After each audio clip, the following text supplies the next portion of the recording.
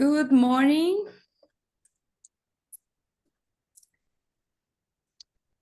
Bom dia a todas. A gente vai começar agora o nosso webinar. Eu gostaria apenas, antes de começar, falar que nosso webinar vai ser todo conduzido em inglês, porque a maioria das nossas convidadas de hoje são estrangeiras, mas vai estar disponível para vocês a tradução simultânea. Então, tem um ícone na tela de vocês embaixo com interpretation ou interpretação, que vocês podem escolher o idioma português, tá bem? Obrigada pela presença de todo mundo e vamos conversar. Bom, então, for me, it's an honor to moderate such an incredible webinar with this marvelous woman today. This webinar will cover topics such as the role of women in UAE business, highlighting the significant contributions and leadership that these women are taking on across various sectors in the region. It will be an opportunity to understand how these leaders are shaping the UAE business future. The speakers that we are going to have today will have the opportunity to share their personal and professional experiences, revealing their inspiring journeys, unique challenges and success as they navigate the UAE business landscape. So since we have a lot to cover and amazing story to share, let's start our panel. I would invite each of the speakers to introduce themselves and share some insights into their journey as a working woman in the UAE, and for our business director as a working woman in Brazil, leading the business department at ApexBrasil, and talking about some of the pivotal moments or challenges that they encountered along the way and how they shaped the entrepreneurial path that they faced. So first of all, I would like to invite to join us our business director at ApexBrasil, Ana Paula Repesa. Thank you, Tatiana. Good morning, everyone, and good afternoon to our friends in United Emirates.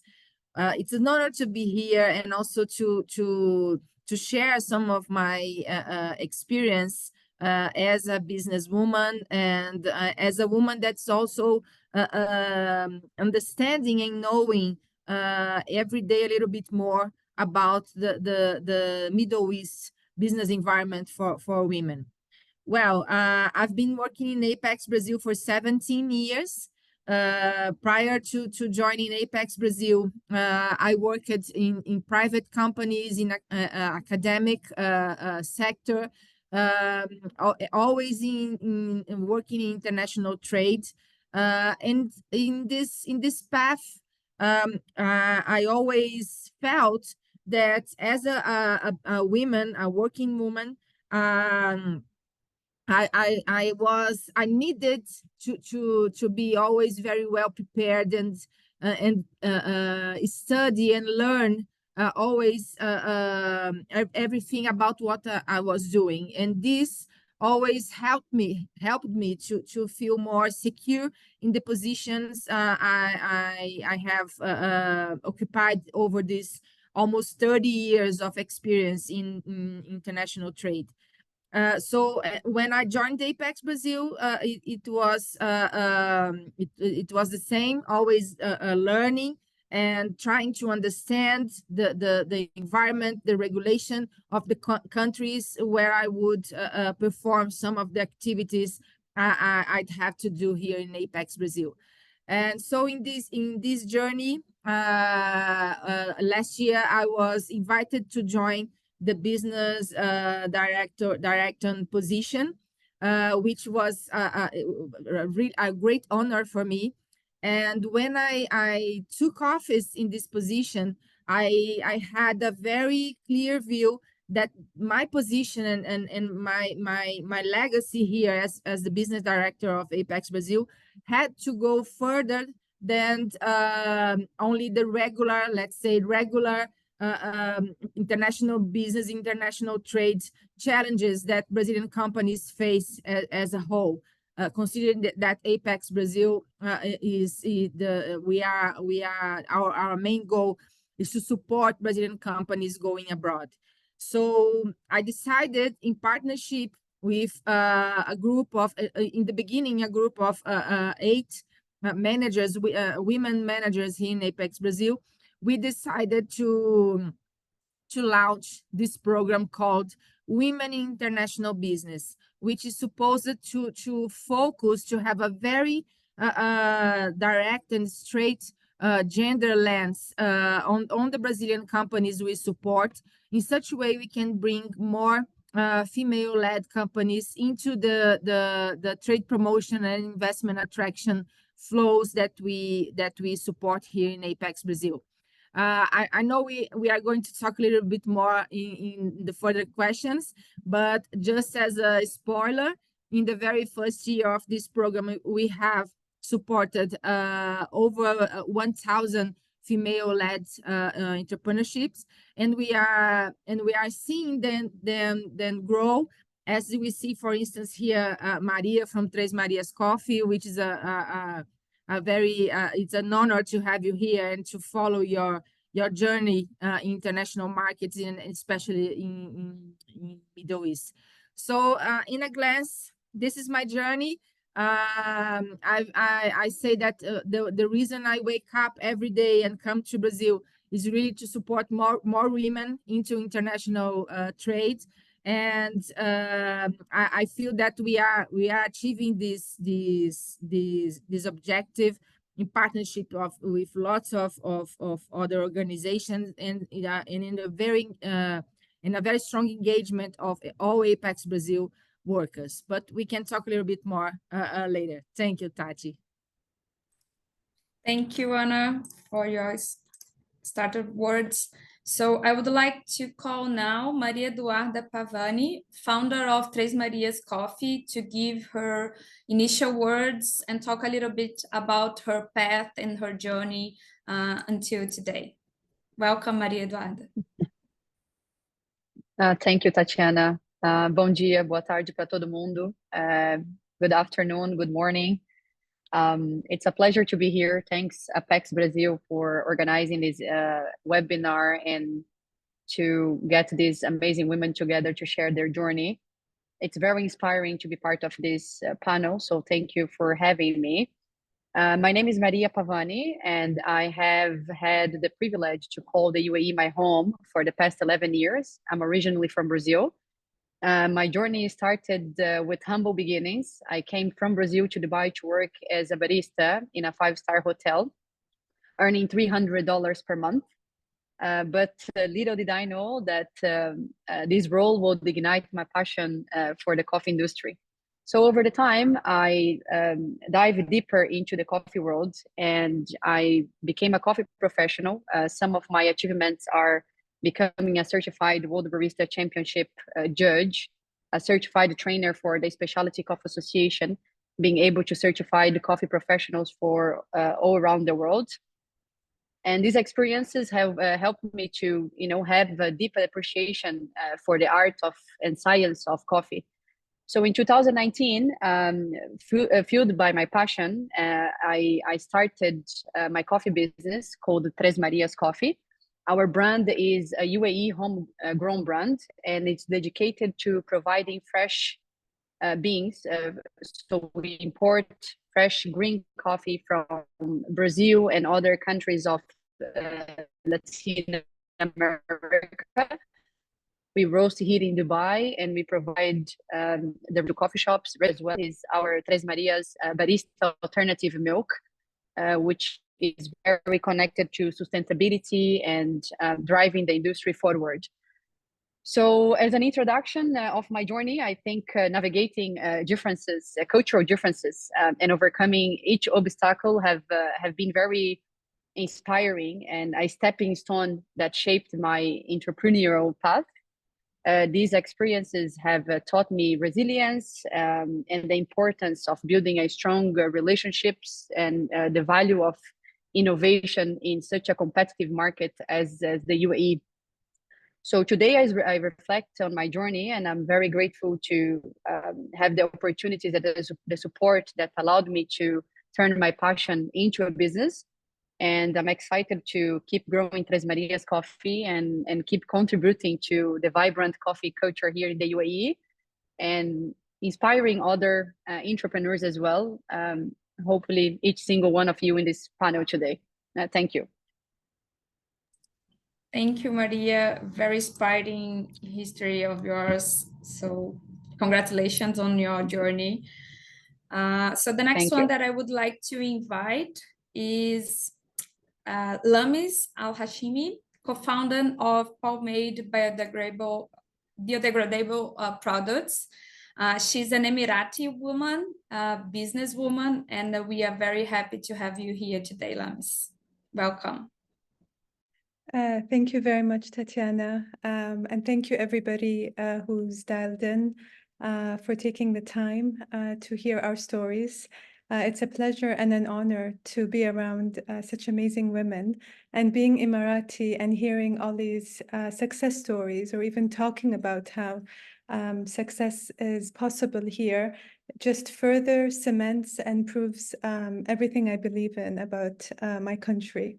So to just give you a brief, I'm Emirati, born and raised in Dubai. I come from a finance and investment banking background. So I did all my studies in the US. I had the traditional corporate life, working crazy hours, kind of meaningless work, but it pays really well. And I did that for a long time, until I was blessed to have a family. And I think that was the turning point in my life, when I decided to slow down and to take a break and to really, look inwards and reflect on many things about my life.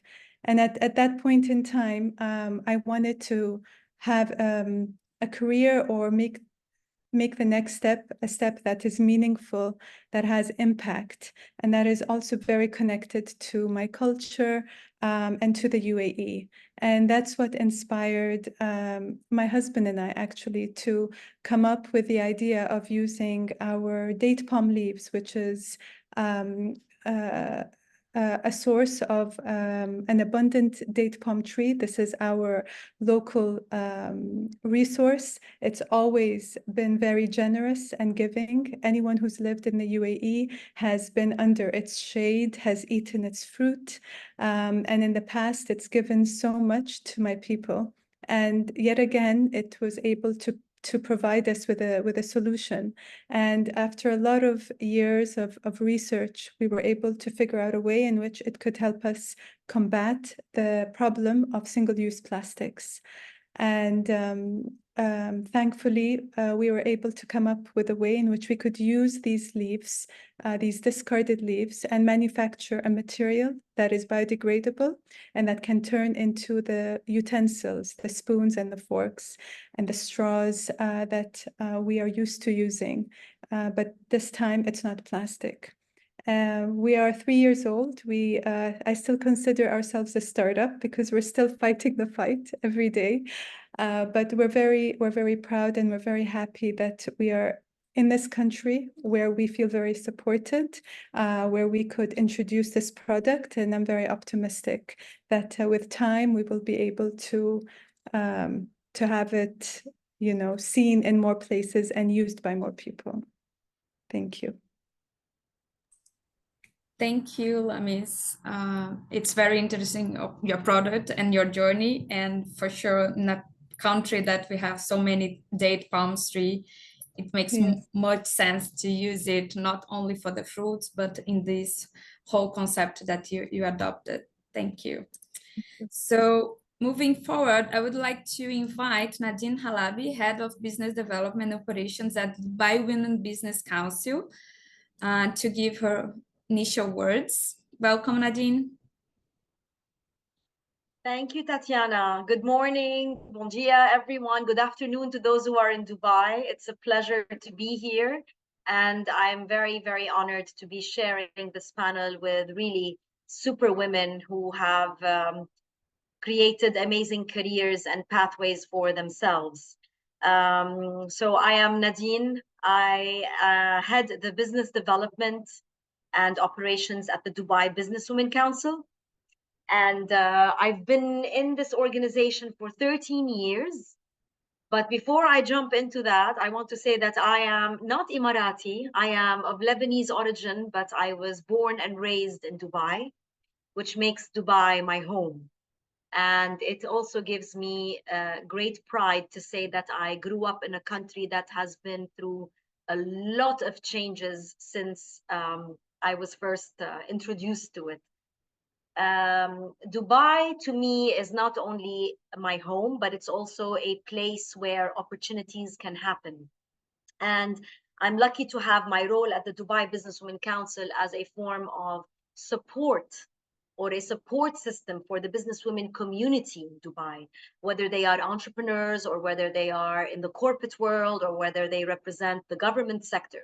So what we do is, as a nonprofit organization under the umbrella of the Dubai Chambers, we provide a support system for the working women in Dubai, regardless of their nationalities, regardless of their industries, and we try to provide opportunities for them not only to network with one another, but also to grow through learning and development skills, which we are proud to say that we do in collaboration with individuals who want to give back to the community, as well as organizations who have the expertise and the resources, who can share great learning tips, amazing case studies, as well as learning and development tools for these business women. Over the years, I have seen women in our network or in our council go through certain challenges, but the challenges that they go through have nothing to do with gender. And that's a very important point, because to all our viewers or our listeners who are in Brazil, it is extremely important to know that the UAE is a country that takes pride in the fact that its leadership supports both genders, and especially the women. The proof is in the pudding, as they say. And when I say the proof is in the pudding, it's all visible when you look at women representations in the private sector, in the public sector, in all kinds of industries. I mean, they are pilots, they are in the space program, they are in law and advocacy, they are in green energy, renewable, sustainable industries, they are women in education, they are women in military, judicial, healthcare, and so on and so forth. So representation of women in diverse industries is something that we take pride in Dubai and in the UAE at large. However, the challenges are not related to gender as much as they are related to women themselves. And when I say women themselves, it has to do with levels of confidence. It has to do with moving from the corporate world into entrepreneurship, as Lamise rightly shared with us briefly, and I'm sure she'll probably elaborate on that. Taking a decision to leave your corporate job, which is considered a secure job, and venturing into entrepreneurship is something that women are still not very confident about. Access to information, and especially these days, access to information in the sense that we are living in a continuously disruptive world where things in technology and innovation are constantly introduced, and there's a rapid change. So navigating these rapid changes are at the top of the list of concerns that the businesswomen have. And I'm sure we'll dive deeply into these later on, but I just wanted to give a quick introduction or an overview about that landscape. Thank you.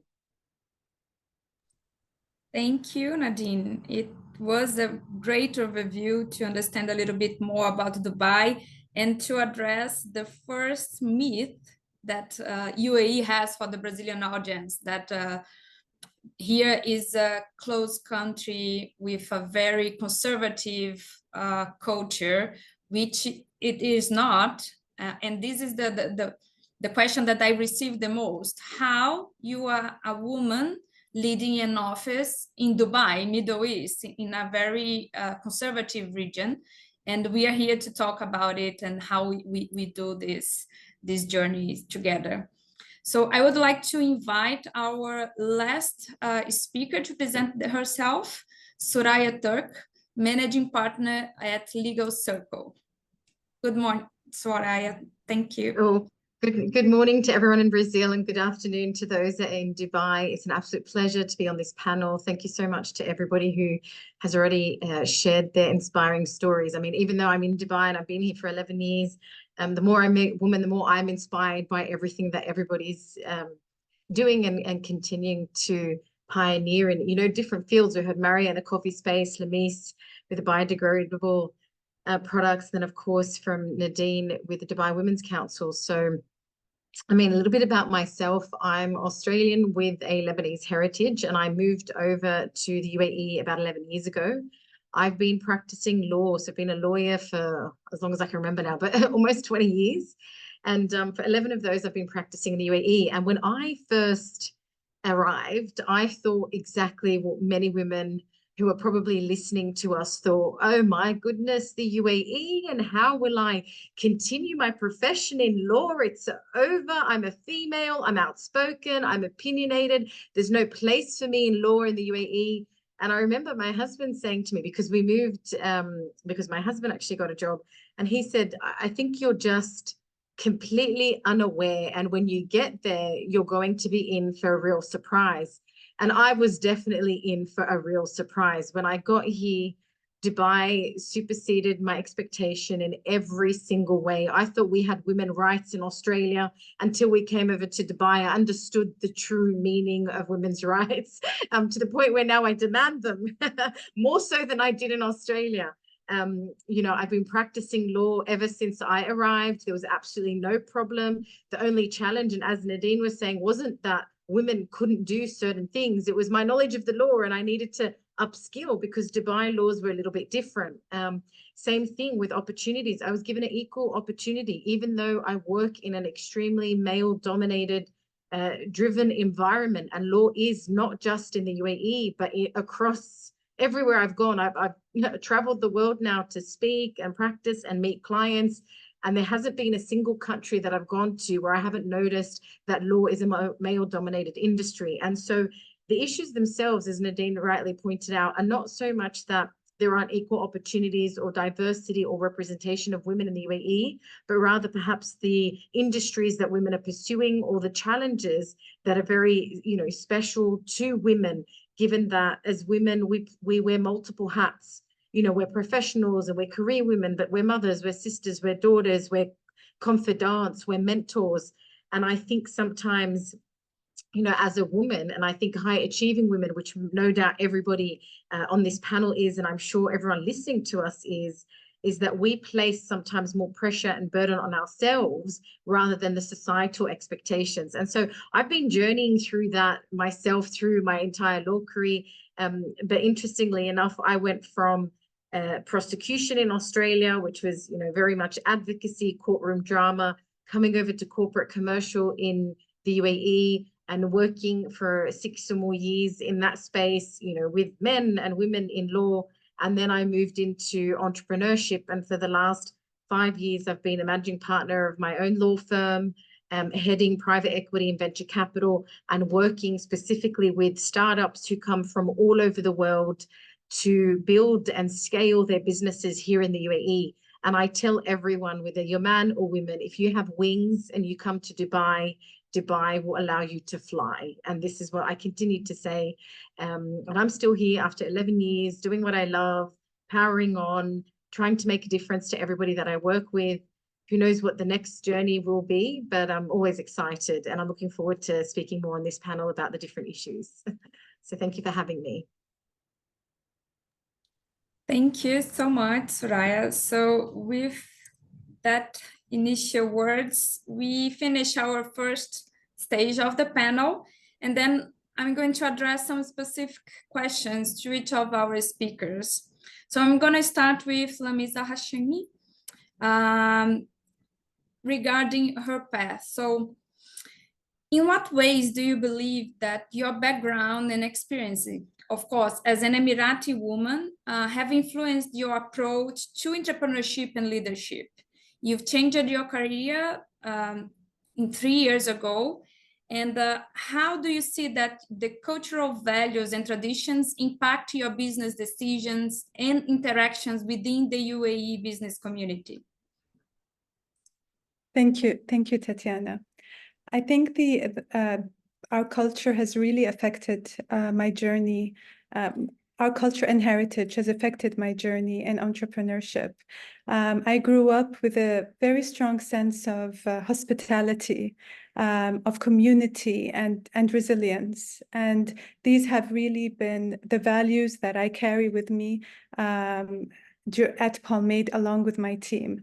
And by doing so, I instill a sense of belonging with my team members. We have shared goals. They feel valued, and we act like a community, working together to create the impact.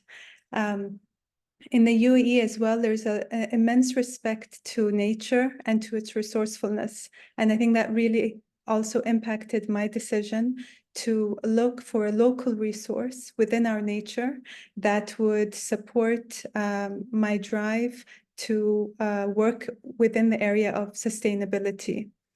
And by doing so, I was able to harness the value of the discarded date palm leaves, and I felt very supported by the government and our community to move forward with that. You know, the UAE really supports, as Nadine had rightfully said, women empowerment, and it supports innovation. Both of these factors kind of ignite and give you that confidence to move forward, knowing that you are supported. And I feel very blessed and lucky that you know, I have this ecosystem around me when I was looking at making business decisions and taking, you know, which journey I should follow. I think all of these have really played a role where you see innovation working harmoniously with culture, with creating impact all together. It's just the perfect ecosystem that the UAE provides for someone in the sustainability space. Thank you, Lemis. Very, very interesting. So we've heard now an experience of a local woman, an Emirati woman, and I would like to address now a question to Maria Eduarda, which is a Brazilian female entrepreneur in the UAE. So what challenge have you faced in establish and growing your business here, being a Brazilian woman entrepreneur? And how have these challenges shaped your approach to entrepreneurship here in the UAE? Thank you, Tatiana. I have to agree with Suraya when it comes for, and Nadine, when it comes for there is no much difference between being a female entrepreneur in the UAE. We feel, you know, empowered, we feel safe, and we feel that we have a voice. And I never actually encountered any moment where I felt that I was different than any other entrepreneur because of my gender. But starting and growing Tres Marias as my first business here in the UAE is incredible. It has been incredible, rewarding, but very challenging. I thought that because I have 10 years of experience in the coffee industry, these expertise would help me to run my business. But I understood in the middle of the way that coffee was just a small part of the whole equation. And the larger challenge that I would have is actually learning the in and outs of running a business from scratch. So I think one of the biggest challenges I had was transforming myself from a coffee expert into a versatile business owner. This process involved a lot of trials and errors, of course, and I found myself making decisions quickly to, you know, making mistakes that could potentially harm the business. So each misstep was a learning opportunity for me, pushing me to find solutions and seek out to individuals and mentors that could help me to acquire the skills that I need. So the journey in general required a lot of personal growth, if I am honest. I had to establish new habits, new routines. I had to expand my network. you know, to talk to more people, because the more people I talk, the more opportunities might open in front of me. So without a formal background in business, I had to also dive very deep into learning the fundamentals of running a coffee company or running a company in general, from financial management to, you know, marketing strategies, etc. So operating in the UAE, which is also a very highly competitive market, especially for the coffee industry, right? When I came 10 years ago, 11 years ago, it was very different. The scenario was very different than, you know, what is today. I remember back then we had 3 coffee companies or 4 coffee companies, and today we have over 400 coffee shops, 150 roasteries, right? So how do you actually stay relevant, right? So this highly competitive market adds another layer of complexity to the middle of everything that was happening in this journey. And it became very essential for me to stay agile and proactive, right? So changing as fast as I can, taking opportunities, building a supportive network as well helped us a lot. And today I approach my business more with a blend between being bold, but at the same time being cautious, and being ready to adapt and grow as the demand of the market. So in the end, the journey, the entrepreneurship journey, I feel that's much more about, it's a mix between personal development, you know, it's crucial for your business success. You cannot do one without having the other.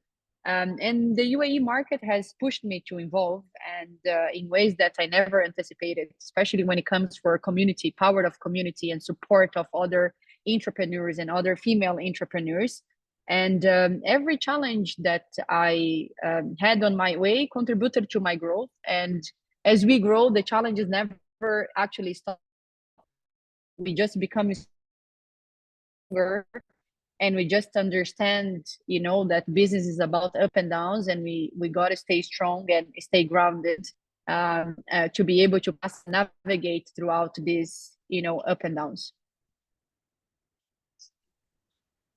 Great, Maria. I think what you said combined perfectly with Nadine, when in the sense that here in UAE, it's not about being a woman, but it's about growing as entrepreneur and how to develop those skills and to keep growing in a competitive market.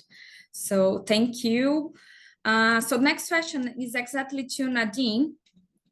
So since you were born and raised here, you saw all the changes that happened here. So tell us a little bit about what changes in the country and what kind of initiatives and projects driven by the government and private sector have you seen in the recent years to promote the gender equality agenda in the UAE? And why this topic becoming so important in the UAE. So this matches with the Soraya answer that here we have women's rights more than many Occidental countries. So talk a little bit about these changes and how UAE is acting to our audience, please.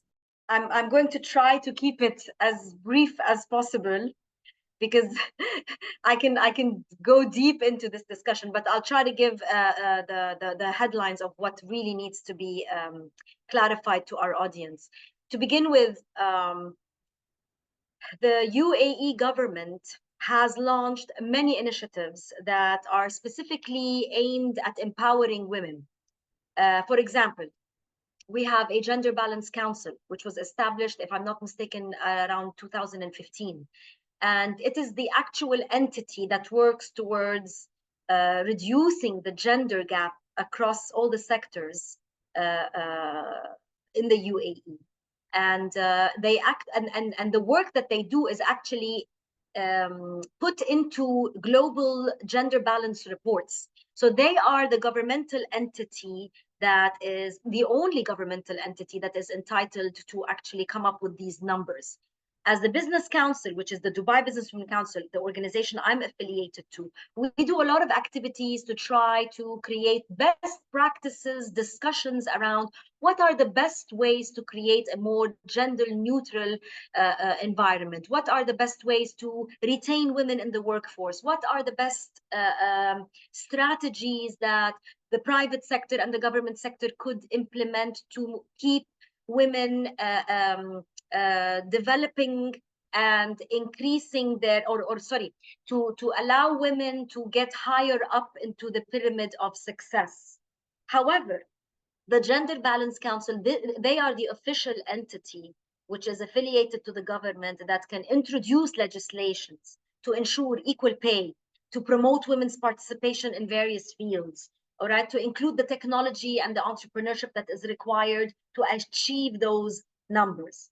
In the private sector, on the other hand, a lot of the companies in Dubai, whether they are local companies or whether they are multinational companies that have set up shop in Dubai, are increasingly recognizing the value of gender diversity, and they are actually implementing policies to support women's careers and advancements.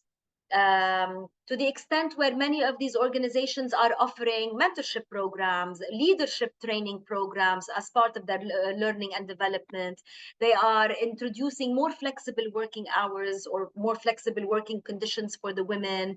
They have increased or extended the maternity leaves. They're trying to support their female employees the best way they can. And they're actually even involving the men in the more relaxed kind of policies within the company, so that the men who are fathers can actually support the women when they have maternity leaves or when they are breastfeeding and so on.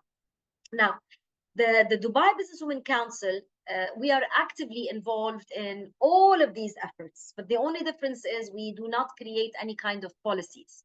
We organize events. We do specially or industry-specific curated workshops that aim at improving the personal and the professional skills of our members. We provide opportunities for networking through us, networking through our affiliation with other business councils, other business groups, even organizations like ApexBrasil, for example. Now that we have forged a new partnership together, we are more than happy to receive your delegates of Brazilian entrepreneurs very soon in Dubai to introduce them to our members. This will create a bilateral opportunity for networking between the Brazilian entrepreneurs and the entrepreneurs of Dubai. That's another example. We have specifically designed programs to support women in business, and that could include things like mentorship programs. It could include accelerator programs for business setup and business scale up.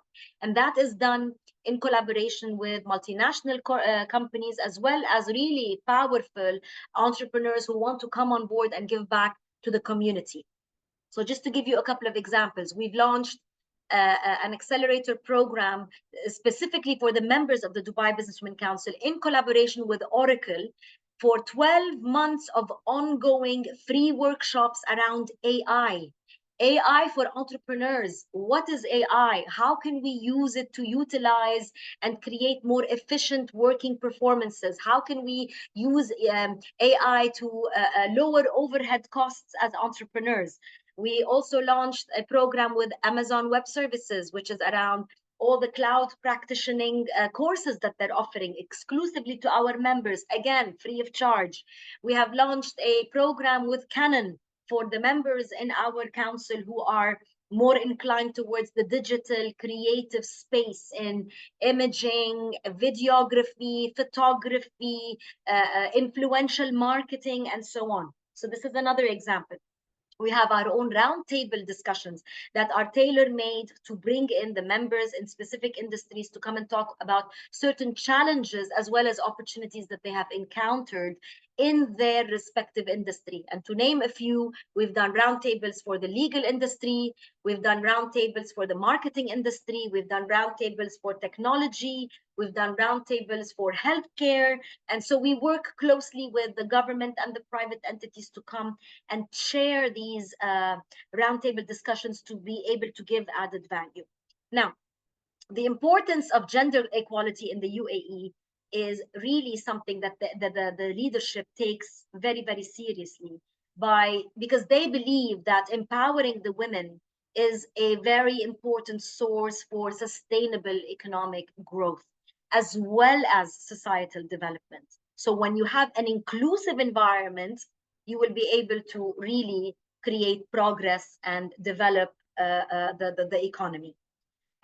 So for all the aspiring entrepreneurs in Brazil who are on this call, setting up a business in Dubai means really entering a market that values diversity, it values innovation, it values progress, and it protects the women. It protects any working individual, to say, to speak in general terms. The UAE, of course, is committed to gender equality. It ensures supportive environments for everybody, whether they are entrepreneurs or whether they are working women, regardless of their gender as well. So we don't really care about, protecting the women and not protecting the men. No, they go hand in hand, because I want to quote His Highness Sheikh Mohammed bin Rashid, the ruler of Dubai, who said once that we don't need to empower the women of the UAE. They are empowered. What we need to do is we need to empower society.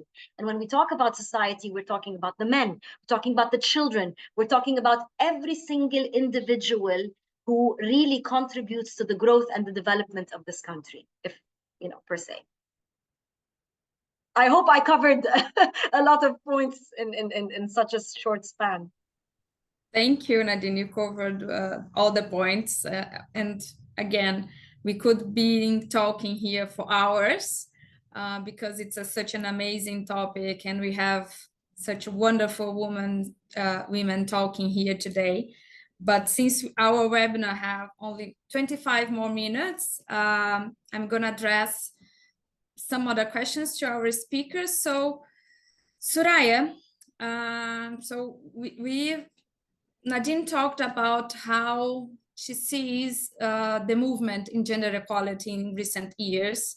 And in the legal perspective, in the law business, what do you think that can be done, more can be done, both by business and government, to ensure that women have equal opportunities?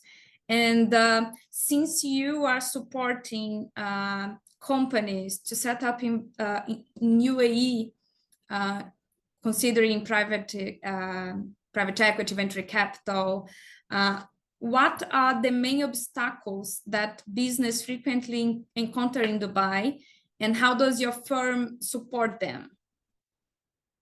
Yeah, absolutely. Thank you so much for that question. So I guess Nadine covered very much from a, gender equality, equal rights, I guess supporting women. So the legal infrastructure is there. But when we look at my space, for example, where it's very much about private equity, venture capital, corporate and commercial, so really looking at that C-suite level of women, there aren't any obstacles when it comes to legal infrastructure and women pursuing those roles. However, again, when we look at the dynamics of women in those roles and the challenges that they have, a lot of it is not just specific to the UAE, but also very common globally. So a couple of months ago, I was, for example, in Paris and in Europe, and we were looking there at women and the lack of funding women who are in the entrepreneurial space are getting. And so similar to what we're seeing across the globe, we're also seeing that in the UAE. So women are less funded, but it's a global issue. And the reason why I look at it from that perspective is because I deal with entrepreneurs, so women from all over the world who are coming to set up companies, whether it's in technology or not, but more so within the technology space.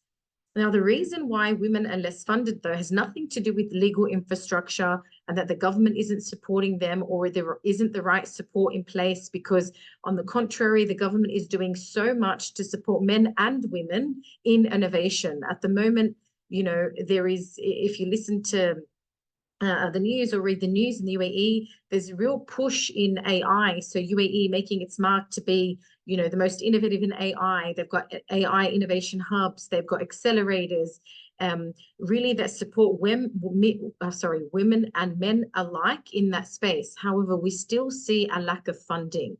So it's not an infrastructure or government or policy problem. Rather, it's more, it's a specific and unique problem to what companies women are starting up. So even when we look holistically at what women are doing, what they're setting up is companies that maybe are not in AI or were not technologically developed or don't have as much innovation. And that's not because they don't have the skill or the ability or the ambition to do it, but it's rather about when they choose to go on their entrepreneurial journey, there are less women who are moving into that technologically, advanced space of AI and coding and blockchain and crypto. When we look at that level of technology, there's a lot less women.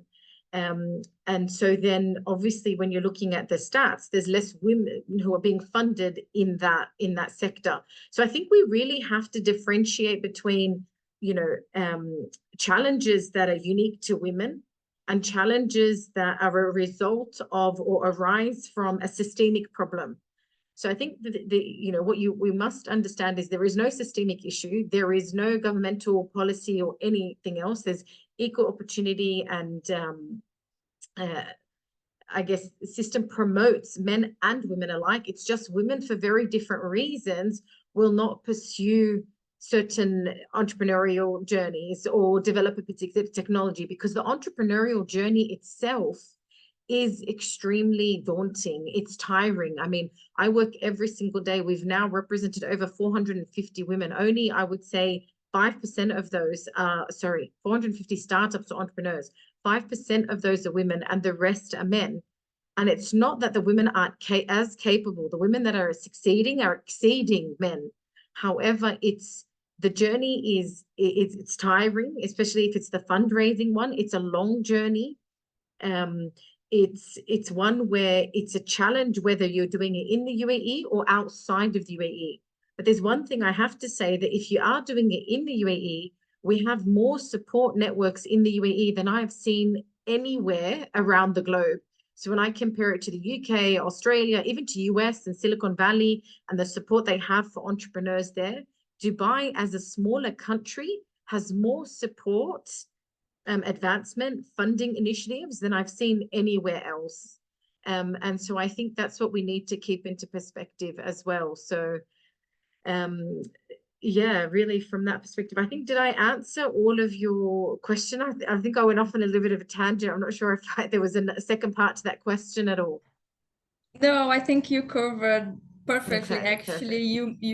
You went forward, and I think it was great, because at Apex we believe as well that the problem is more systemical in the basic initiative. So that's why we started in the basic and not at the end of the journey, because the end of the journey, if we only have 5% of startups led by women, of course they are going to receive less funding. This is is logical. It's not a problem.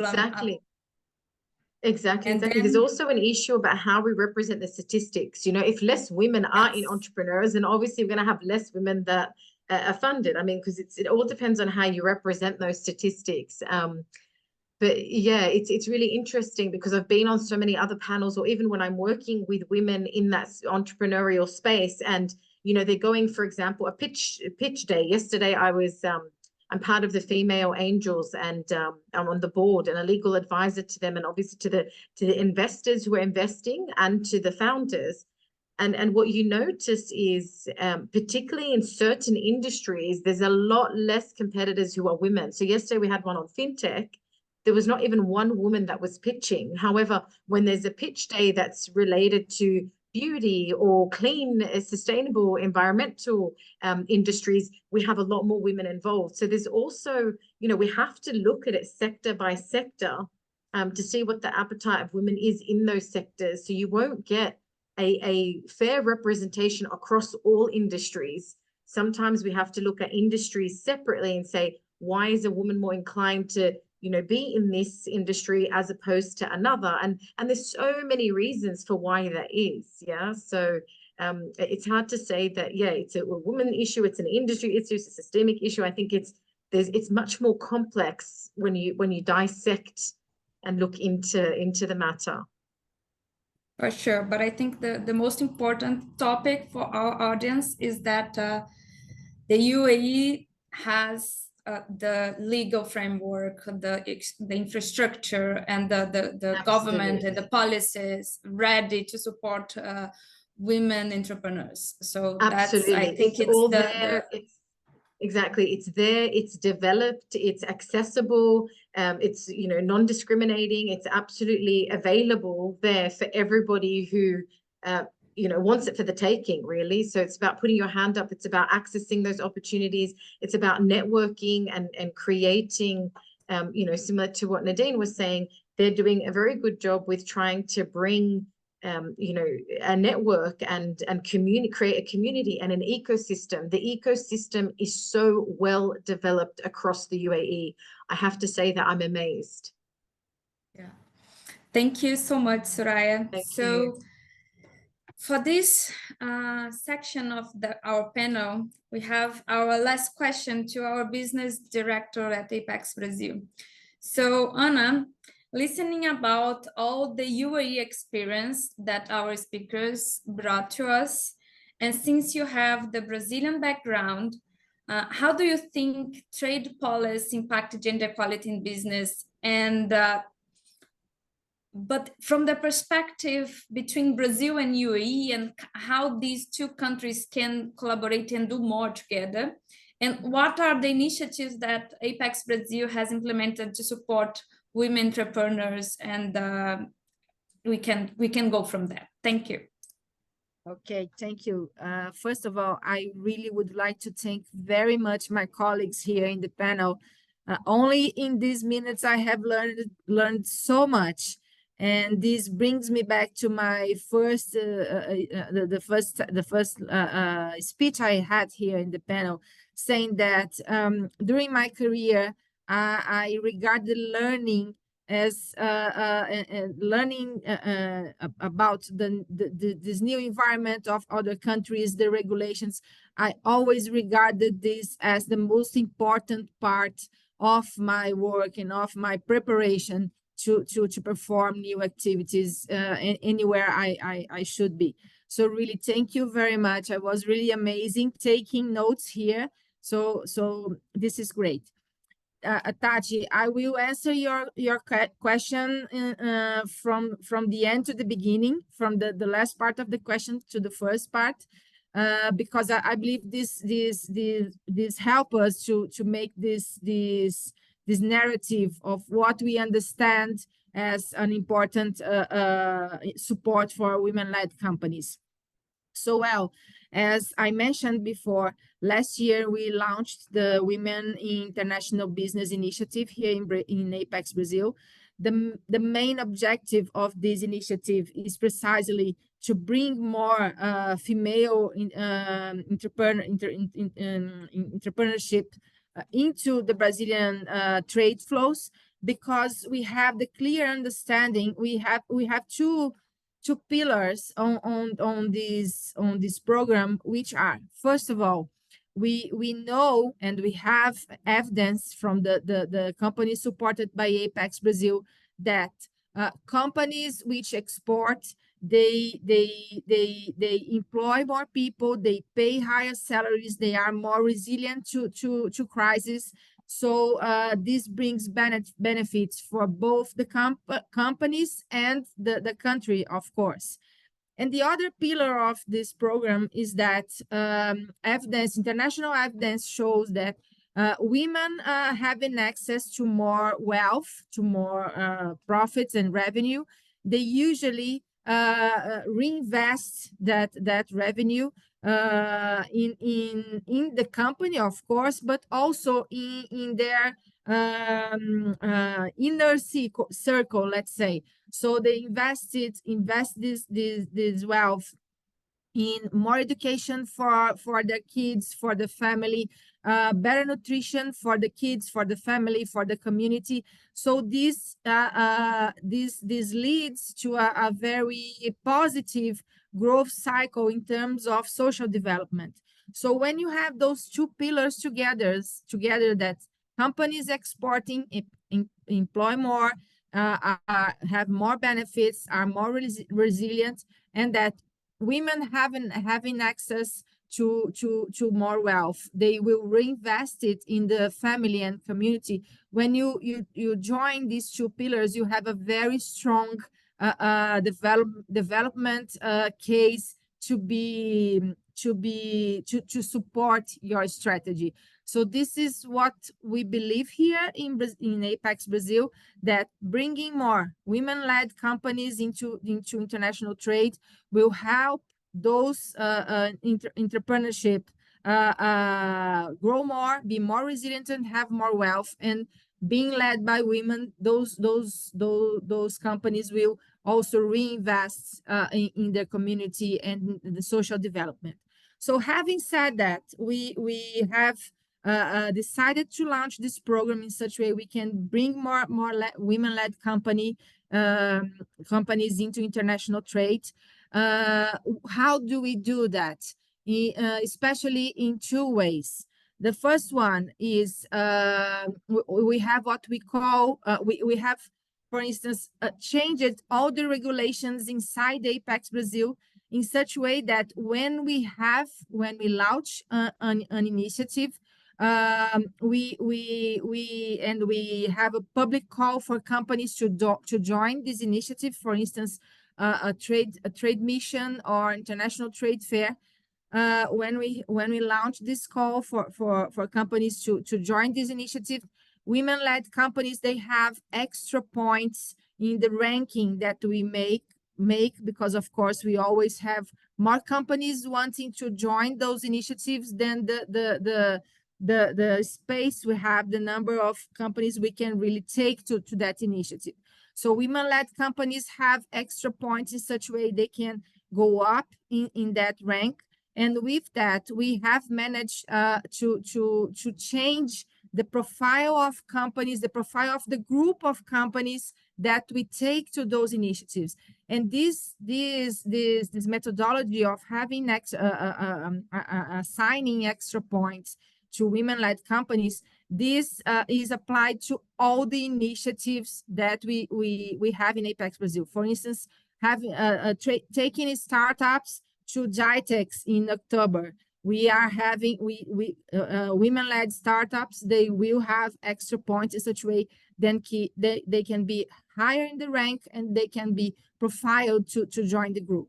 So this we have actually, Ana, just one thing regarding JAX. We are being more bold.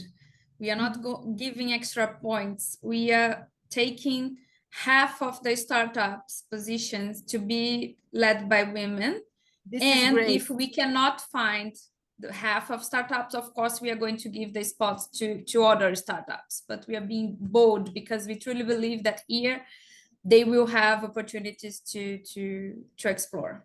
Yeah, of course. And when we listen to what Lamis, Nadine, and Soraya have, and also Maria have mentioned, I'm very, very positive that those women-led startups will have plenty of opportunities in Dubai, in the United Emirates.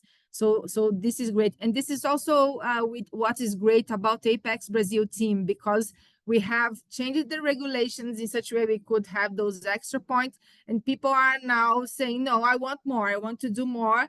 And this is very, this has become the women in international business in Brazil, in ApexBrasil, have become a company, a program, I'm sorry, bigger than just the women that work here in ApexBrasil.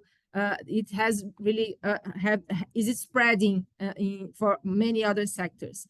So how do we do that? So first of all, is with those extra points, we also have some exclusive initiatives only for female-led companies, trade missions only composed by women, because this is almost like an immersion on how women-led companies could perform on trade missions abroad. We are having one to Chile next August, because Brazil and Chile have a trade agreement that benefits products and services made by women-led companies. We have a gender chapter in this trade agreement, And this is something Tatiana has asked in the question, how trade policy can affect and help gender issues. This agreement between Brazil and Chile is an example. Maybe, Nadine, our organizations could put pressure in our policymakers that Brazil and United Emirates also could have a trade agreement with a gender chapter. This is something we could perfectly discuss, especially considering the positive environment for women-led companies in United Emirates you have mentioned.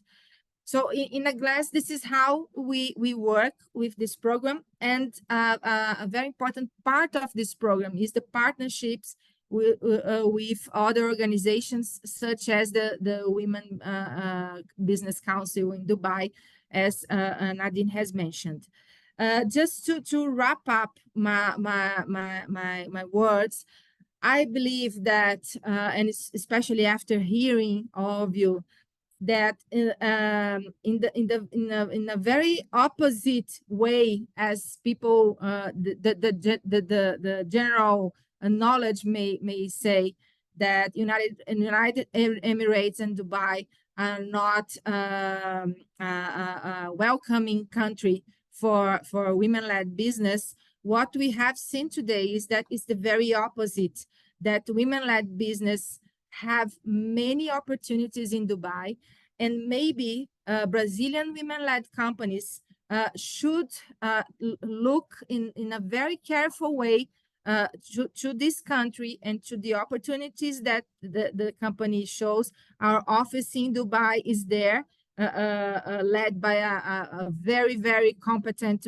and also warming woman, Tatiana, also Sabrina. And we have to break those barriers on what we understand that is how to make business with Dubai and United Emirates. I have been there for some times. All the times I've been there, I really felt a very a comfortable environment, and I never felt any type of prejudice because I'm a woman. And this is something that we have, and Tatiana and Sabrina, we have this obligation as the Brazilian Trade Promotion Organization to have more discussions, as we have done this today, to break these barriers of how Dubai works and how women can navigate the opportunities that Dubai and United Emirates shows. I believe that Nadine it's a very, very important partner for. I have seen here in the chat some questions. How do I access opportunities in Dubai? How do I understand XYZ? Nadine is a very important partner for that as well, because you understand how to support women, and you know how is the regulations that benefit women in Dubai. Just really to wrap up, we know that, for instance, different from Dubai, women-led companies in Brazil still face many obstacles, because they still have extra difficulty to access credit, questions related to confidence and to self-knowledge, in such a way that women can understand that they are allowed, let's say, to be in any position in any part of the business chain. This is something that we are working here in ApexBrasil, because as I like to say, people here in Brazil have a say that said, pro women here, people here in Brazil, they have a say saying, women belong anywhere. And here in ApexBrasil, we say, women belong anywhere in the world, in any country of the world. There is a space for women. There are opportunities, and we are here to support those women that want to join and to take advantage of those opportunities. So thank you very much. It was really amazing to be here with you. I have learned a lot. Really, thank you. Thank you so much. Thank you, Anna. So since we are approaching the end of our panel, I know all our speakers has a lot more to talk about because this is a very interesting topic in their journey. It's amazing. But I would like to give the floor to each of the speakers to your final words. And in the sense that as a role model for aspiring female entrepreneurs, Brazilian entrepreneurs, what advice would you give to young women who are considering starting their own business, either in Brazil or in the UAE?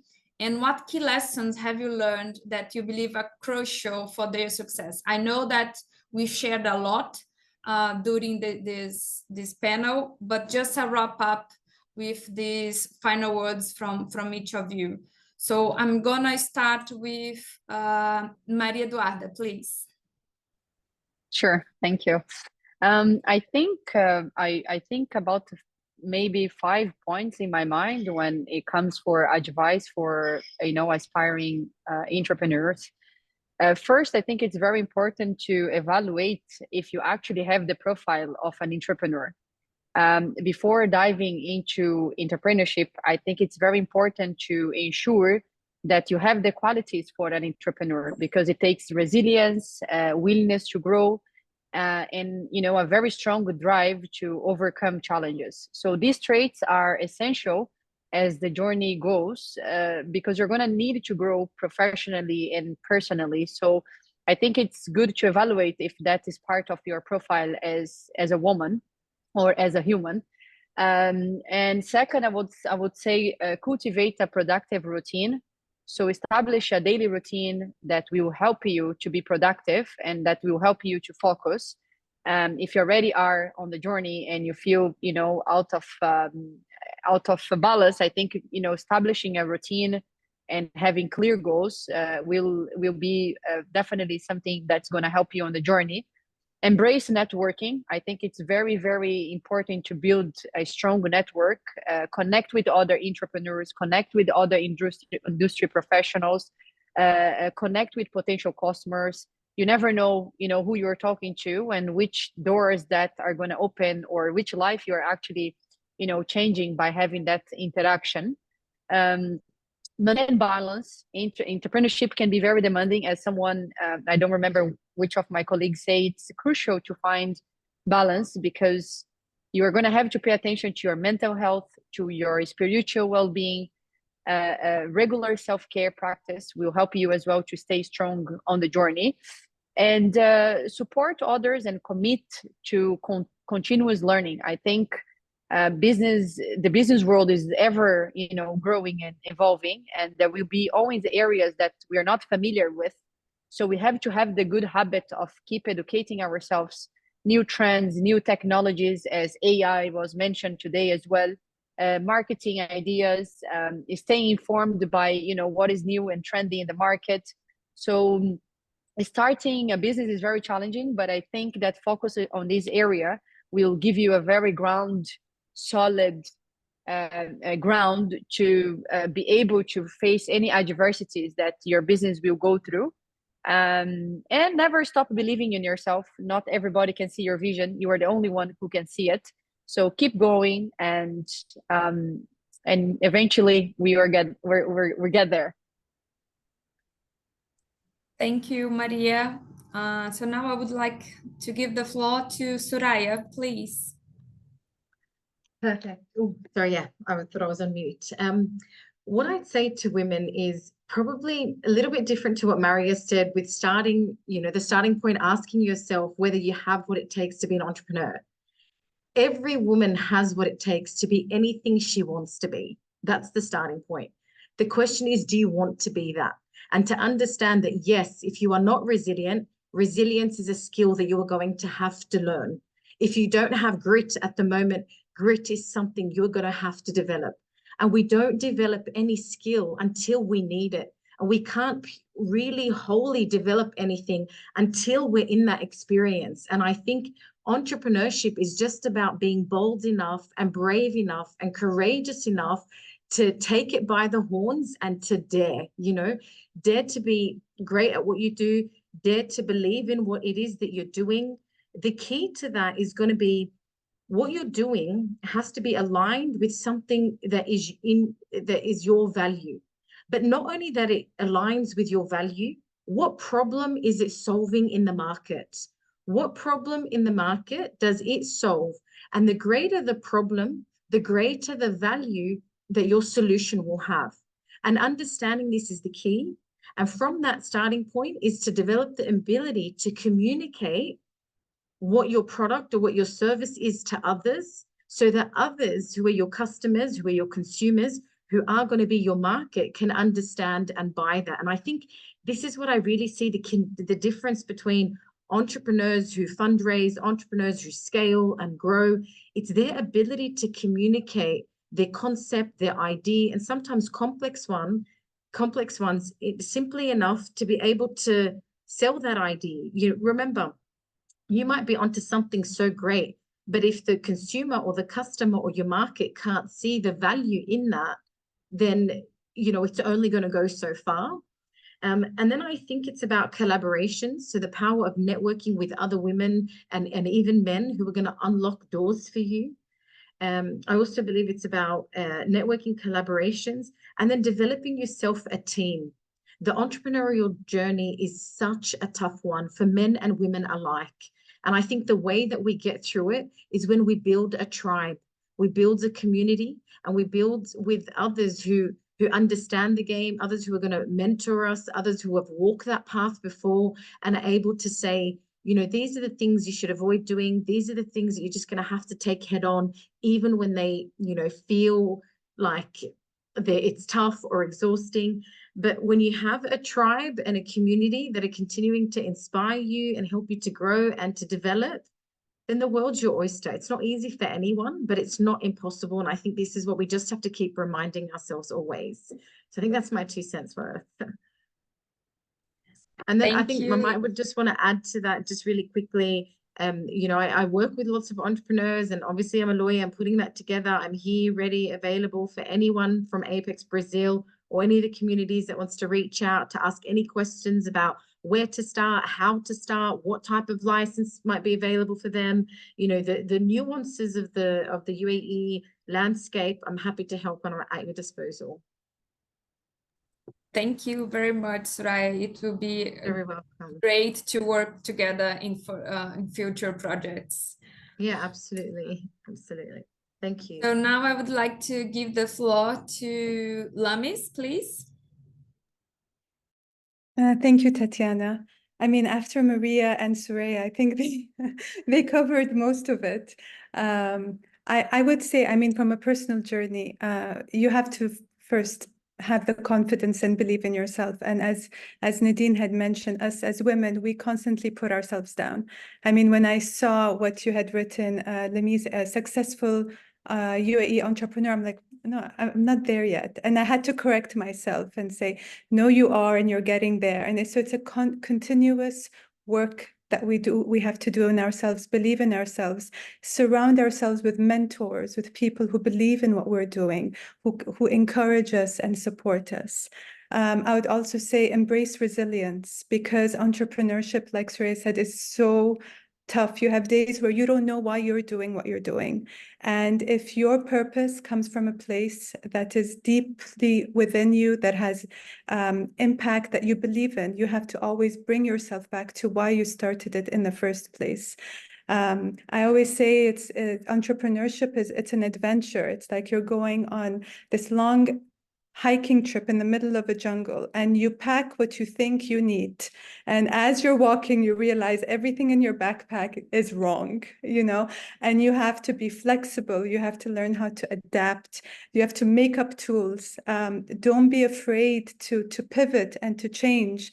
The flexibility and the adaptability is very important. You cannot say, this is what I wanted to do and I'm going to stick to it, because we have to be humble in ourselves to understand that that's we're not always, we don't always know what is needed or what the market wants.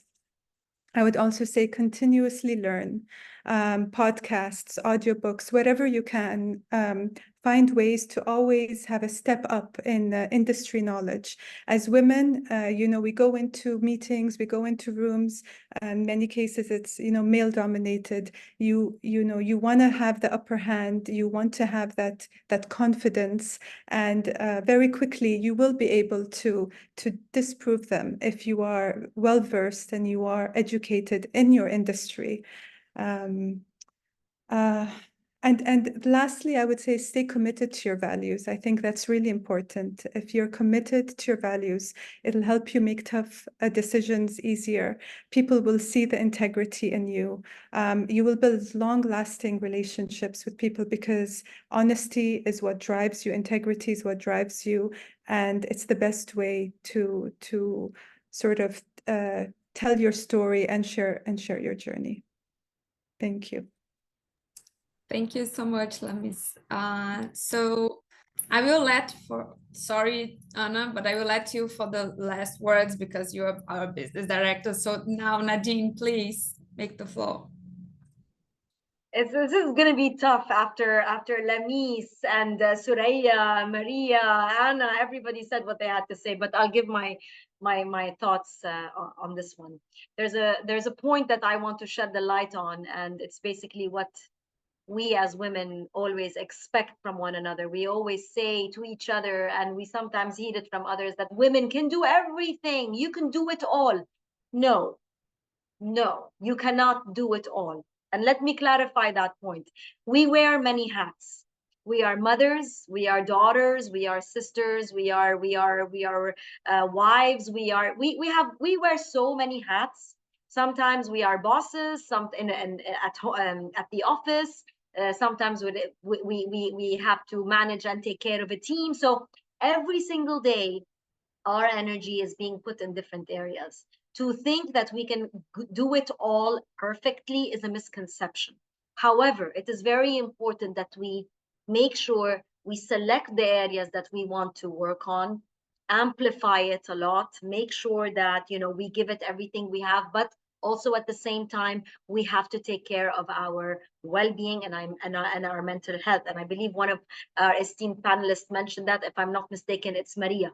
Mental health, well-being is very important, simply because the role of a woman in the family or in the company or wherever it is pivotal. It's important. It is actually the central nervous system of everything. So take it easy on yourself. The journey of an entrepreneur is definitely a tough journey. You want to venture into that, you have to make sure what's coming your way, just to understand that it's going to require patience, it's going to require perseverance and grit. And you need to really balance yourself out and not give up and work long hours. Yes, all of that is there, but you need to understand it from a magnified perspective. It's not as easy as talking about it. Another piece of advice is, when you want to venture into entrepreneurship, at some point when your business will grow, you will have people working on your team, which means that as a role, as a leader or as a boss, you have an obligation to make sure that you constantly lead with empathy. This is a very important point. Empathy is going to become a rare commodity. We are heading in a direction where everything is happening too fast. Everything is becoming more automated. Digital disruption is everywhere. The way we do things is at a very, very crazy, rapid space. And the only thing that's going to center us is empathy, staying human, dealing with life as a human. And with that, it involves the relationships of your team. Managing your team with empathy, managing your team with the perception of being an enabler and not a disabler, in the sense that lifting them up with you, mentoring them, supporting them. As you go along that journey, lift those who started off with you at the very beginning throughout that path. Don't be afraid of failure. Everybody has talked about, success and implications of success, etc. But it's a very important point to embrace failure as a stepping stone for success. Everybody talks about success, but we tend to leave failure out of it. In my opinion, every setback is considered an opportunity to learn, to thrive, to innovate, and to grow. As you all know, the most important entrepreneurs are those who have actually failed a few times before they were able to make it all the way up to the top. And last but not least, for women, you have to support each other. We need to support one another. There is a problem in the sense that we do not come together. We do not support each other enough. And support could come in different shapes and forms. It could be verbal support. It could be support at work. It could be indirect mentorship. It could be a partnership. It could be a collaboration. It could be a piece of advice, anything that would add value to the table and cement us together so that we can really become more. And by more, I never say better, because we're all good in our own right, but together we can always become more. So think of it as, from that perspective. Put these things as, you know, the groundwork of everything that you want to grow from, and just fly with it. And all the best of luck to everyone. Thank you so much, Nadine. So now I will give the floor to Anna, which will have the tough work to speak from the last one. After all this woman.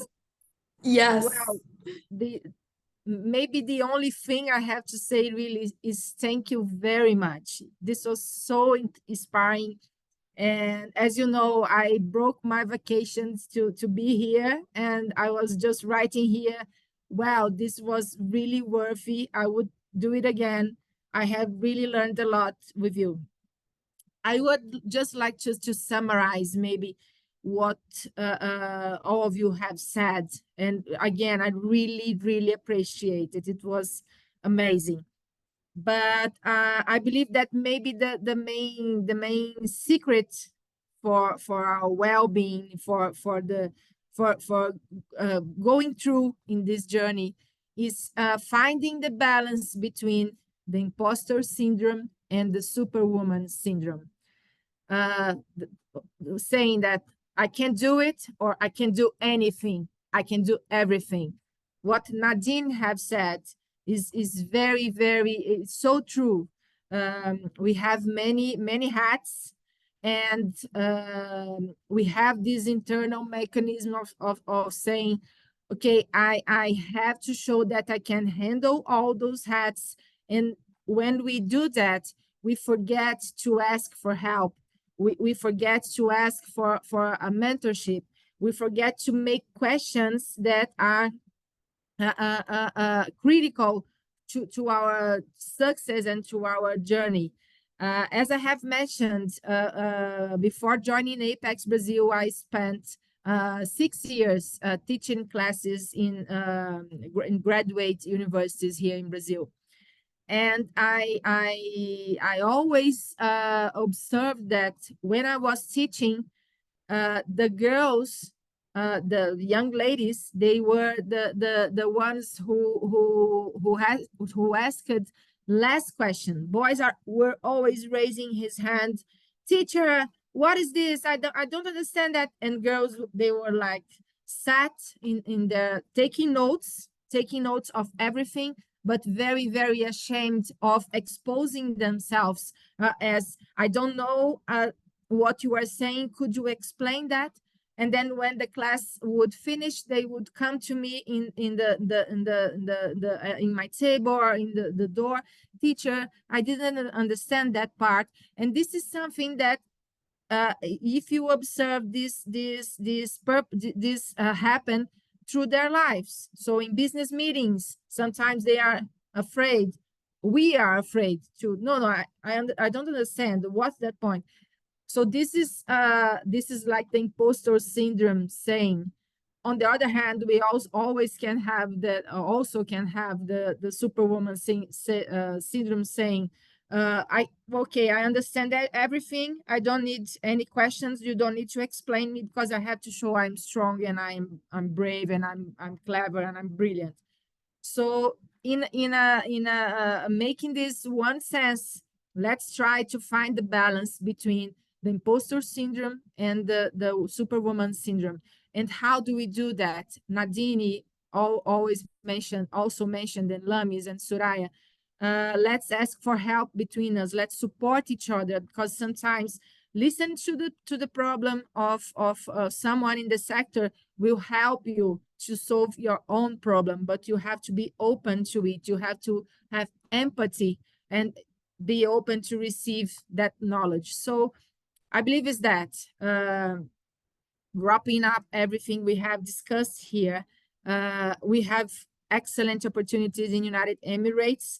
Tatiana and Sabrina, I challenge you to make a exclusive woman trade mission to Dubai in partnership with Nadine in Dubai Women's Chamber. And let's explore this market more bravely.